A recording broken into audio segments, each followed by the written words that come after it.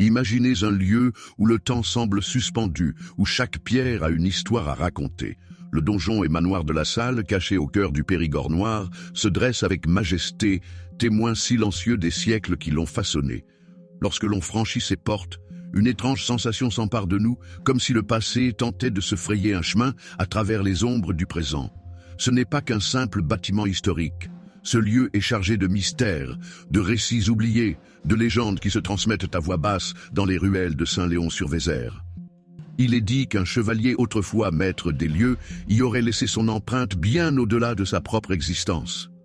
Avide de pouvoir, il aurait fait un pacte avec des forces qu'il ne comprenait pas entièrement, dans l'espoir d'asseoir son autorité sur la région. Mais les promesses de puissance ont un prix, et le sien fut de ne jamais quitter ses murs, même dans la mort.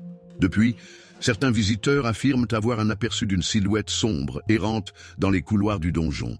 Une présence invisible qui semble observer dans le silence.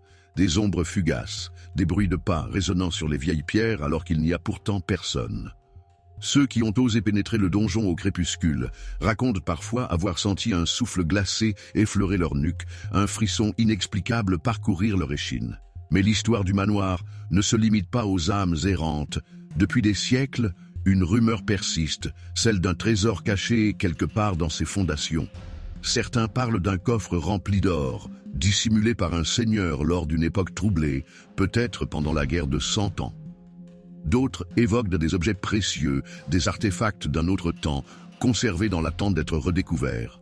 Certains indices gravés dans la pierre pourraient-ils révéler son emplacement ? Plusieurs explorateurs ont tenté leur chance, scrutant chaque recoin du donjon à la recherche de passages secrets. Mais s'il existe réellement, alors pourquoi personne ne l'a jamais trouvé ? Peut-être parce que ce trésor n'est pas simplement matériel. Peut-être qu'il est protégé par une force bien plus ancienne et obscure, une malédiction susceptible à quiconque de le revendiquer. Le manoir abrite également une collection fascinante de créatures légendaires, des récits anciens où le réel et l'imaginaire se confondent. Dans les environs, on raconte que d'étranges créatures auraient été aperçues, des silhouettes aux formes indistinctes se mouvant dans l'obscurité des forêts environnantes. Certains parlent de loups aux yeux de braise, des bêtes qui n'auraient rien de naturel, rôdant autour du manoir les nuits de pleine lune. Et puis, il y a cette légende d'un dragon endormi sous la terre, dissimulé dans une grotte oubliée. Ce dragon, dit-on, veillerait sur le trésor caché, ressemblant aux âmes trop curieuses de s'en approcher. Mythe ou réalité ? Ceux qui s'aventurent trop près ressentent parfois un poids inexplicable, comme si quelque chose de puissant et ancien sommeillait sous leurs pieds. Mais les légendes ne s'arrêtent pas au mur du manoir. Dans le jardin romantique qui entoure la bâtisse, un autre mystère se dessine. Ceux qui s'y promènent seuls parlent parfois de voix parlant à voix basse, portées par le vent. Des murmures indistincts, comme si des âmes oubliées tentaient de raconter leur histoire.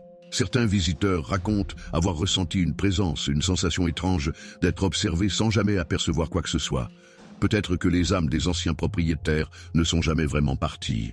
Peut-être qu'elles veillent encore sur leur domaine, refusant de céder leur place à l'oubli. Mais parmi toutes les histoires qui hantent ces lieux, une en particulier fait frissonner même les plus sceptiques. Celle de la Dame Blanche. Comme une ombre traversant les siècles, cette figure spectrale hanterait les ruines et les bâtisses du Périgord noir. On raconte qu'elle était autrefois une jeune femme enfermée dans la tour par un seigneur jaloux. Son amour lui ayant été arraché, elle se serait laissée mourir de chagrin, et depuis, son esprit hanterait les environs, incapable de trouver la paix. Certains affirment l'avoir aperçue, flottant entre les arbres, disparaissant dans la brume matinale. Son apparition serait un présage, un avertissement signalé à ceux qui osent défier les secrets du manoir. Alors, que penser de tout cela ? S'agit-il simplement de contes anciens, transmis de génération en génération, ou bien ces murs abritent-ils réellement quelque chose d'inexplicable ? Une chose est sûre, le donjon et le manoir de la Salle continuent de fasciner, d'attirer les curieux et d'alimenter les récits les plus énigmatiques. Si un jour tu te retrouves devant ces lourdes portes de pierre, prends un instant pour écouter. Écoutez bien, car parfois, le passé ne demande qu'à être entendu.